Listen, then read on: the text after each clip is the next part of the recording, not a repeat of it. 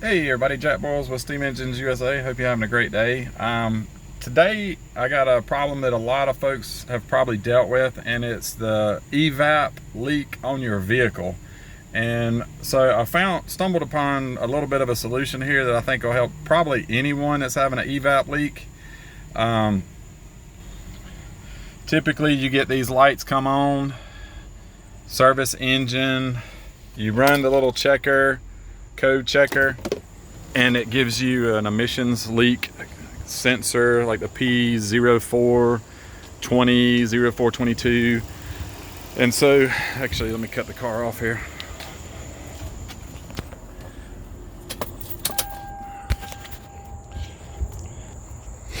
So I ended up taking the cover off of this one. This is a 2004 Toyota Sienna van, and as you can see, I took that little plastic cover off. It has these little screws. They screw onto these little studs. There's 3 of them across the front. Uses one of those little star wrenches. Be careful, because I actually dropped mine down in the engine. It took forever to get it out, but you'll see on the cover there's one right here, right there, and then right there. So the problem though is these lines. There's one back here, comes in off that little green valve thing, runs down. This is new lines that I put on, connects here to these EVAP lines, comes around, plugs in here, in here, and here. And what I did is I went to the local Napa store and I got some of this stuff right here. Find one more thing. So there's my little box of supplies. So I got fuel line and hose clamps, and this is 5/16 of an inch, 5/16 inch fuel line. Now here's the problem. This one was right here. I'll lay them on there. That one went right there. This one came around and went right here, just like that. And then this one here curved up under here. It connected to the little green hose and then come out and connected right here. Now when you're looking at these, when you start examining them, that end looks pretty good. So if I can get some backdrop here so you can see. But the ends of this thing, if I can adjust it, see, come here, it was all cracked up. If you can see those real fine cracks. And then on this other end, check this one out. It has got a straight up split. Look at that. So I'm pretty sure that this was the problem here, that split. And these things have these little clamps like this. These little hose clamps is what it comes with. So I replaced this line, which is that one, with some fuel hose. And then they have a little spacer here to keep it from getting hot or melting. And I used a little bit bigger hose and then just recreated the exact same hoses here, like that one and this one, and same thing. They just breaking apart. These are supposed to be pliable.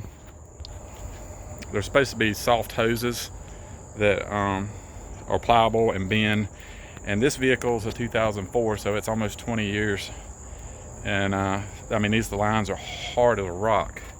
So the moral of the story here is if you're having a vehicle that has a EVAP leak error, go and trace these lines on your engine. Look at the ones in the front to begin with. Look at the EVAP lines. If you don't know which lines go on your car,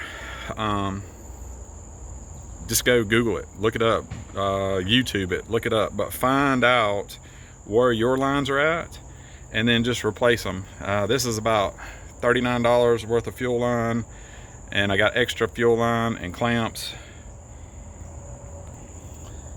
Mounted them all up to my engine, and then I'm gonna put my cover back on, and we should be good. If for some reason, I think this will fix my evap leak. I also have a O2 sensor catalytic converter code on this vehicle, and it's basically either the O2 sensor is bad, or I can actually space it. I can put a spacer on there that'll keep this vehicle from throwing a code. But yeah, you know, save a whole bunch of money. I've taken this vehicle over the years several times, and the evap errors just keep popping up, and I'd have to reset them and get it to pass emissions. It's almost a 20-year-old car, and in North Carolina you can only have one uncleared error, code error on your vehicle to pass the emissions. For this vehicle, this 2004 Toyota Sienna, it's been a great car. We've taken it on all sorts of trips.